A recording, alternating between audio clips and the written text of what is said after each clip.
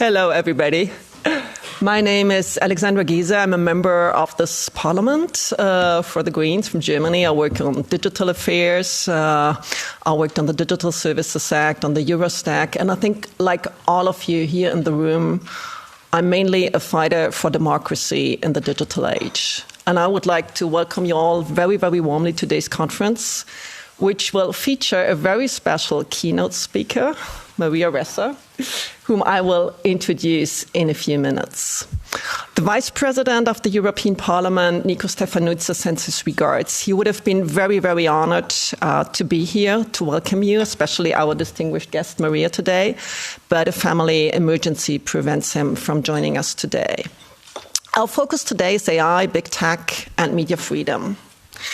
And I would like to start with a very personal note, with one issue that is disturbing me very deeply, and that is our failure to imagine a world without free media.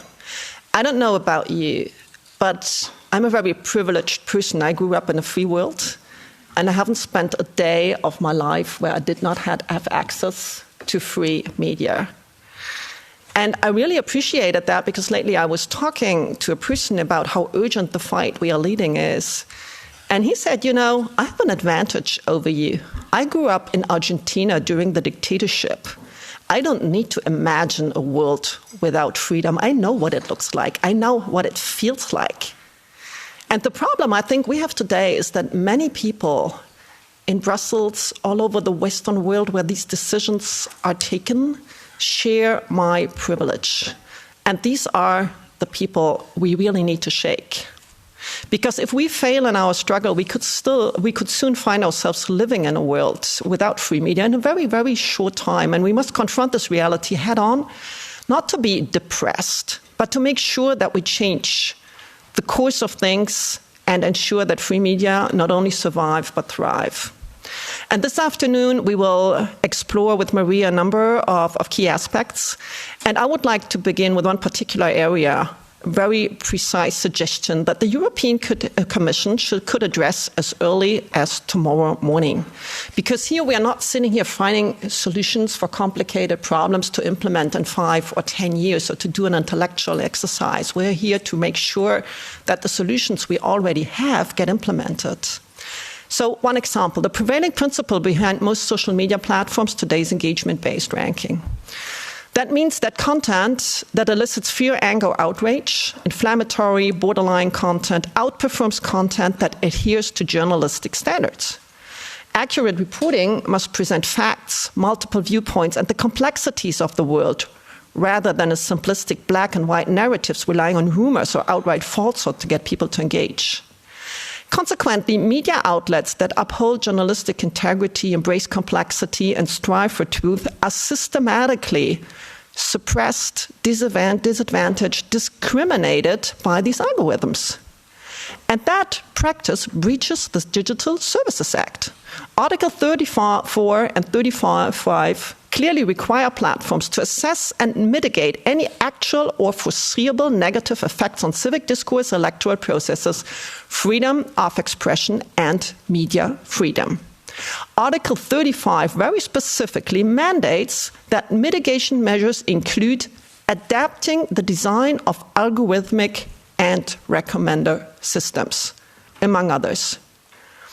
And the issues that we will discuss and examine this afternoon show how serious the current and foreseeable risks to civic discourse, elections, freedom of expression, and media freedom already are, and how quickly media freedom and democracy are eroding. So the European Commission must act right now and stop being intimidated by the US government. This is why we worked for years on this legislation. And if we don't use it, we are undermining democracy twice. Once, because we don't use all the instruments that we already have to protect it. And secondly, because citizens lose faith in our capacity to do so. Because when I go home to Germany, when I go home to my constituency, when I speak anywhere to normal people, they are extremely concerned and they understand very, very well what's going on. And they're asking us to fix this. So my core message is very simple.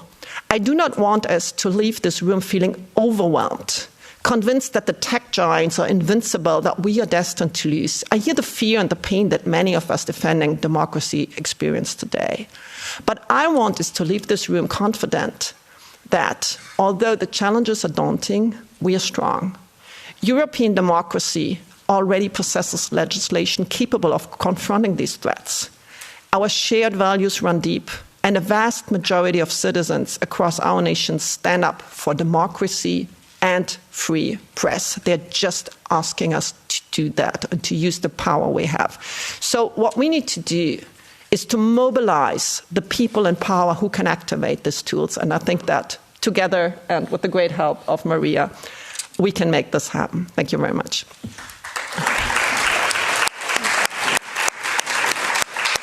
I would like to hand it over to Courtney Radsch, who will moderate the afternoon, and to say a few words of introduction on behalf of Open Markets Institute. Thank you so much. My name is Courtney Radsch. I'm the director of the Center for Journalism and Liberty at Open Markets Institute, and we're really delighted to be here. Thank you so much, Alexandra, for hosting us on the second day of our conference, co-hosted with Article 19, The Future of Democracy, Speech, Thought, Sovereignty, and Power in the Age of AI.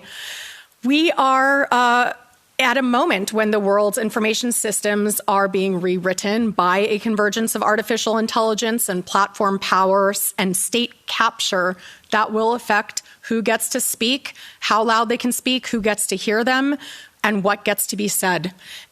We have some tools, as you heard from Alexandra, about that we can use. Maria has uncovered so much of what we know about the algorithmic manipulation of our system, but we are now on a new precipice with a new set of challenges that intensifies the existing old ones, but also raises a lot of new ones.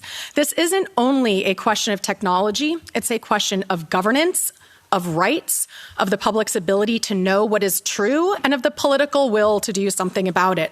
Because around the world, journalists are not just documenting these shifts, they are living them. And we are therefore living them as citizens in democracies. In some countries, they also face prison or exile. We know from Maria's own experience. And I've had the pleasure and privilege of knowing Maria for maybe about 12 years or so, maybe 15, since running the Hold the Line campaign, which was our slogan before it became a right-wing slogan in the United States.